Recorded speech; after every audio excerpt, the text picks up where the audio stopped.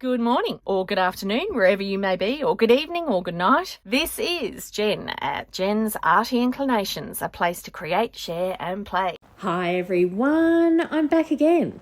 So, this is a gorgeous little soft cover book that I've bound. It's a little sketchbook that I've made for myself with a workshop that I'm doing at the moment. Chanel Lee at Bitter Melon Bindery, she's the one that taught us how to make this lovely soft cover lay flat sketchbook. But, of course, I love pockets in the front and back of my books, and I like to do them just a little bit differently to how we were shown. So I thought I'd bring you along and show you how I do my pockets. Now I'm using weathered wood here and a dauber with just inking through a stencil. So any stencil you have will work on this, but I love to do this because it gives you an instant background. Another way, of course, you could do this is line it with paper, so lovely end papers and so forth. But I find this is a nice quick way just to give a little bit of differentiation between the pocket and the background. So all I'm doing is using a stencil. Now I've got this lovely stencil of branches in trees. Because of that, see how I just was able to move it down? I didn't have to worry about lining it up. I just know that it's going to work, and if any branches are inked over ones that are already there, that's great because trees, they have depth. They're not two-dimensional. So it's okay for me to get some different layers on top. So nice and simple, just doing that on both sides, and then that gives me this gorgeous big background. Now, when I'm doing my actual pockets, I always like to do them with an angled top because I just find that you can put more in them, and I don't know why, I've just always liked that look. Now, I want you to also think here, I know that a lot of us are bookmakers out there, but even though I'm a bookmaker, I don't always make my own books. Sometimes I see a beautiful notebook in a shop and I'll buy that, or I'll buy an existing book and make a notebook out of it, hand stitching it in or doing some gluing techniques. And this is one of the things that I always tend to do. If it doesn't come with a pocket, I add a pocket. So that's exactly what I'm doing here. And I just popped the blank pockets over just to get an idea of, how they'd sit on the page and if it was going to work. Now, once I did the stenciling, just to add a little bit more layering, I'm just doing a really simple script stamp over the top. Same colour ink, and then you get more layering. So oftentimes, for me, if I'm going texture, I'll tend to use the same colour and I'll build it up like this. So once I'm happy, it didn't have to be a huge going over with the stamper, but you could keep going. You could just go to town on that and it would be all fine. So as you can see, I've got the angle finishing in the same place on the middle because these two are going to meet in the middle in the book. Now I'm just grabbing some scrap to go across the bottom and top, and I'm going to do a really thin strip of stenciling across the top of the pockets as well, with just a touch of stamping. And see, when I do that, it looks like it was planned from the beginning, but it kind of evolved. So I went along. I just kind of turned the camera on and tried to cut out all the boring bits for you of me going, what shall I do? I don't know. But but there's always enough of that for you to see. So don't worry, you don't miss out on all the silliness and all the mistakes. So here, straight across, and just adding the scrap paper top and bottom. See, I'm accidentally moving it, so now I've got to line it up again.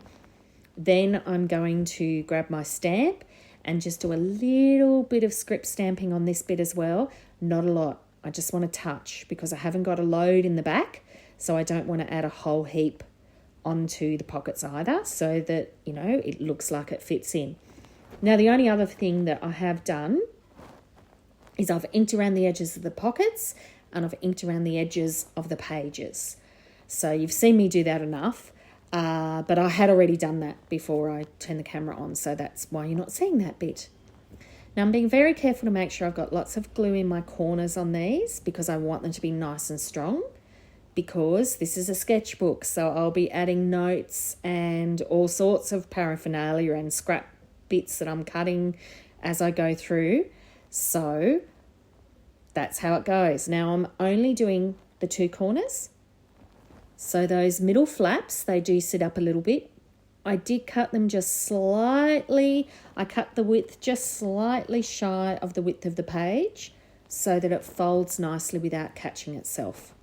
So there you are. There's the pockets in the front. Now, it's the same thing for the back. On the back, though, I realised this is A5. Sometimes I will need to use a piece that's exactly A5. So once I glue the edges, even if I do the finest of finest glues, that means that what sits inside that pocket is going to be just over A5. So therefore, on this one, I've got my pockets facing out the other way. So I've slightly rounded the corner on the top of these and on the bottom. And then that way, they're taller, but that means that if the page is slightly larger, but I really need it to stay at the A4, it can still sit in this pocket. It'll just sit slightly over the edge of the actual book itself. And that's great. Like, I love that because it's a working book, you know, I'm working with it. So I'm more than happy for that to be the case.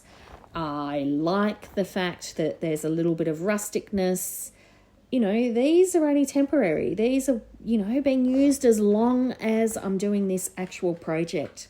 By that I mean when I've filled up the sketchbook / notebook that I've made. So, you know, I'm not sure how long this particular one will last because I'm using some different papers inside. So we'll see how these ones react. But this is actually for my drawing and painting and mixed media work. So again, only gluing down, like pasting down 2 edges. So that gives me lots of space in these pockets. And then these ones will also mean that if I've got a slightly taller piece that needs a bit more support, these will also do that. So the front were nice and low, and these ones are nice and high with one that can go over the page if I need it. So look, I thought you'd like to see this. As I say, these are ones that I do in any of my notebooks. Whenever I get a notebook home, I always put a pocket in the front or back, even if all that is sticking an envelope inside. Sorry, have noisy kids in the background again there. I'm sure they hear me recording and then they get noisy. But yeah, any of those with a family, I'm sure you all know what that's like. So there you are. I'm using my, my bone folder to make sure that they're stuck down really, really nicely, really, really well, front and back. But as I say, this is something that you can do with any of your notebooks. I really encourage you to just add that extra little touch, make them more useful. That's what I love about bookmaking and junk journaling and art in general. One of the things I really love is when we make it useful, when we make it something that we can use in real life.